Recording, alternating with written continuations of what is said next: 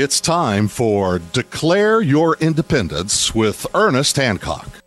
And you can always depend on propaganda. Life is so hard, so confusing.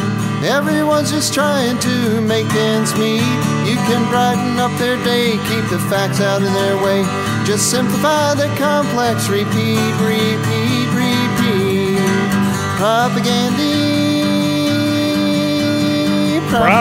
here on Declare Your Independence. We're exposing it with Brad Friedman from BradBlog.com. Brad, you know, what is it that the state of Kentucky is trying during this whole process? What were they trying to convince the people was going on during this, right up until somebody got prosecuted? What was going on politically?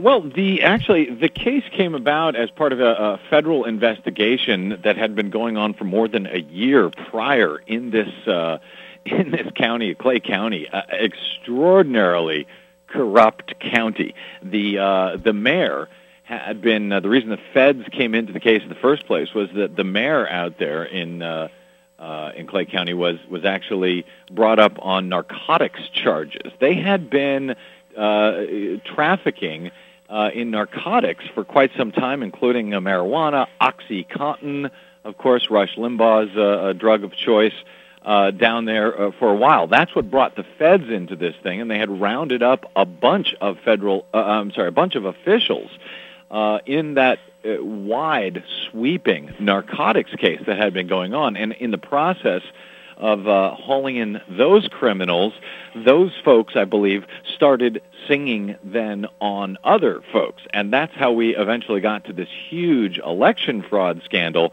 that brought down, I believe it was about 9 different people. 7 of them were top-ranking election officials. Like I said, the school superintendent, the circuit court judge, the county clerk.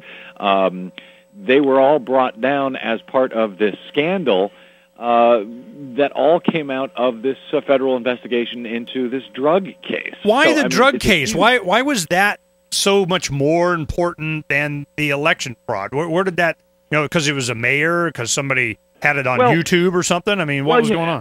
I don't want to say it was that much more important as they saw it. That was the first thing, I guess, that they saw. That's what brought in the federal officials. Had it been just state elections that were being gamed, similar to, allegations that are being made up in Wisconsin, it would not necessarily bring in federal officials. But federal officials come in for drug trafficking, interstate drug trafficking and so forth. So that's what brought in the feds. And then I think they found out about this election scandal, in the course of investigating that other crime, as the guys who were being arrested said, well, it wasn't just me. There was also such and such going on. And, as those folks were trying to get their sentences lowered, they were singing on the other criminals. I mean, incredibly corrupt. And they had just been running rampant there in this county for years and years and years, and really nobody was doing anything about it. I mean, one of the reasons they might not have seen it in the first place, I mentioned we're talking about a lot of Republican officials here in a very Republican county. I mentioned that not to point out that Republicans are bad guys. The reason I mention it is because Republicans have been on a campaign now for years, and it's gotten worse this year than ever before, in regard to claiming this epidemic of voter fraud going on out there.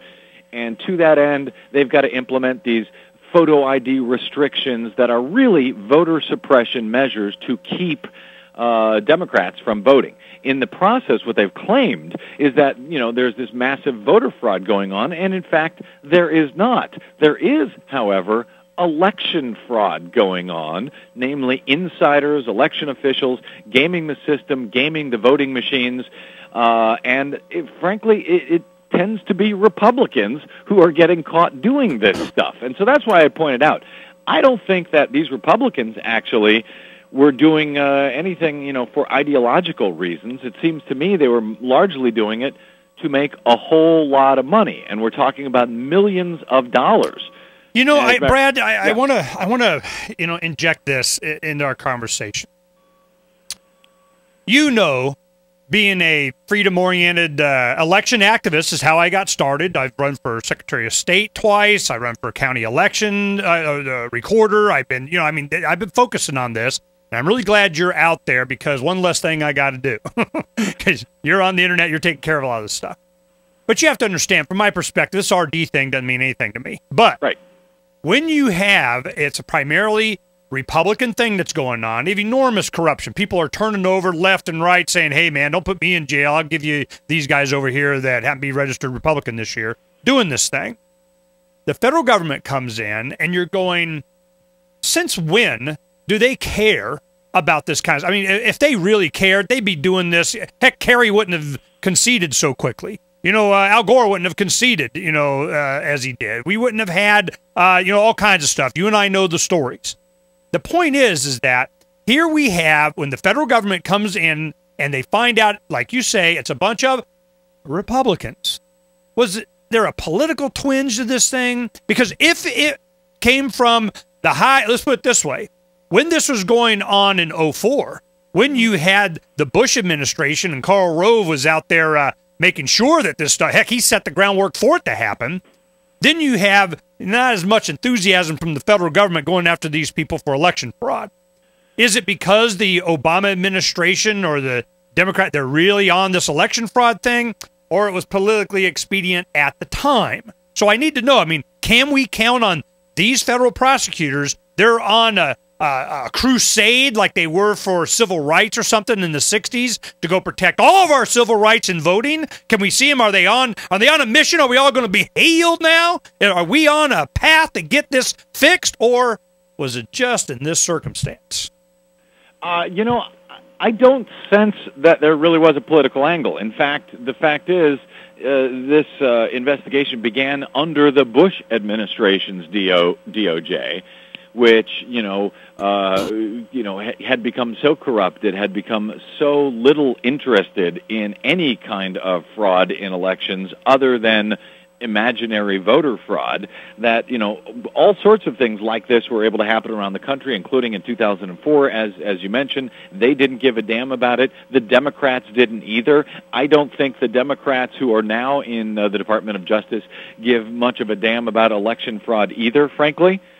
So I don't know that there's any political lines to draw here. I think that this case was so blatant, and the feds were already in it because of the drugs, and that was something that they pretended to give a damn about during the Bush years, that they really had no choice but to bring these charges once this scandal began to reveal itself. Does that answer your question?